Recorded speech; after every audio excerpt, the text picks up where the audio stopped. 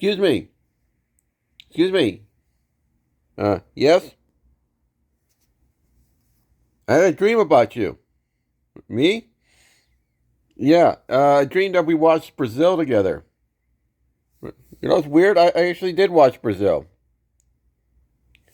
Yeah, but we also afterwards we did a review. Well, why make it real? You and I do a review. We watch Brazil, right? Okay. I don't think anything bad will happen between that. Okay, hashtag world, hashtag now. I just got done, well, we got done watching Brazil. How do we describe Brazil? Well, first things first, let's describe that, talk about Brazil.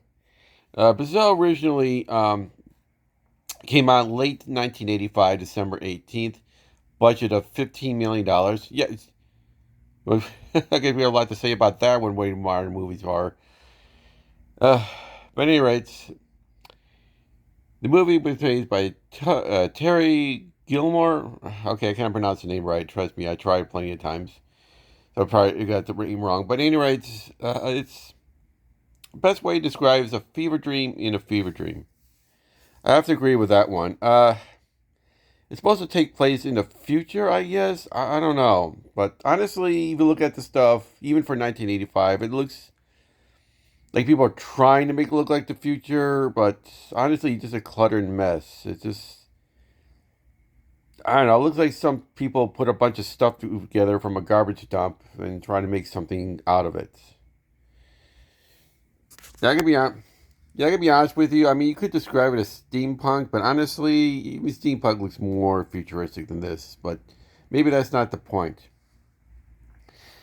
Yeah, if anything, I kind of felt it worked like this. It looked like the future is more of a claustrophobic, cluttered mess, where everything is supposed to look like high tech, but really it is not. It's just over giant tubes, bunch of wiring, and you don't even know what the stuff even does.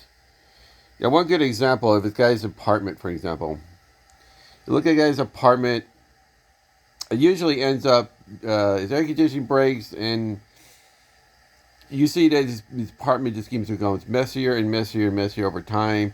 Two guys are just jerks for the sake of being jerks. Honestly, doesn't even resemble what it even was. Anyhow, the guy escapes to his fantasy. He's an angel knight battling, I guess, a shogun is supposed to be, I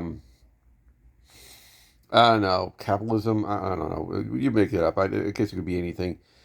While I was trying to save this woman who's constantly in his dreams.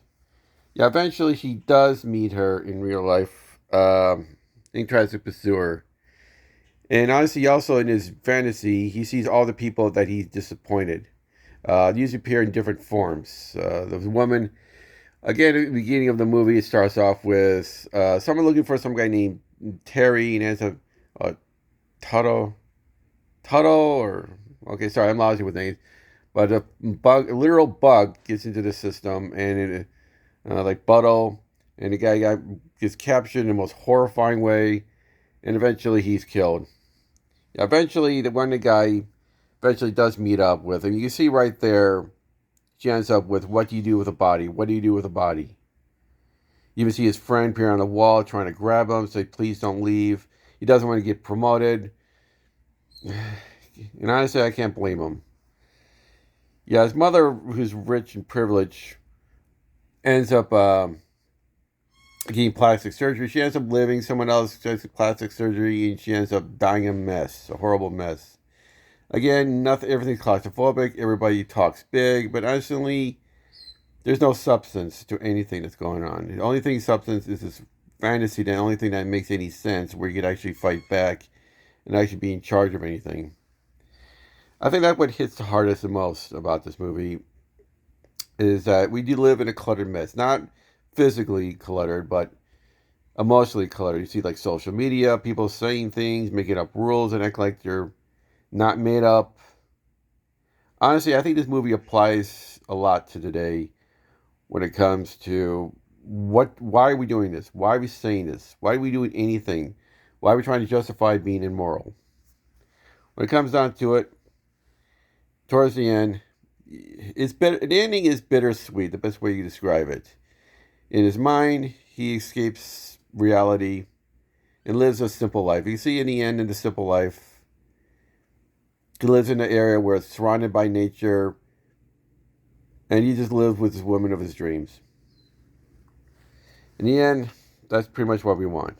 A simple, happy life, free of clutter, emotional, whether it's literal or figuratively. And I think this movie hits hard today. Maybe more so, I don't know. But maybe in the 80s. But again, what do you guys think of this movie? Is there something you got out of it? Do you feel that this movie speaks to you?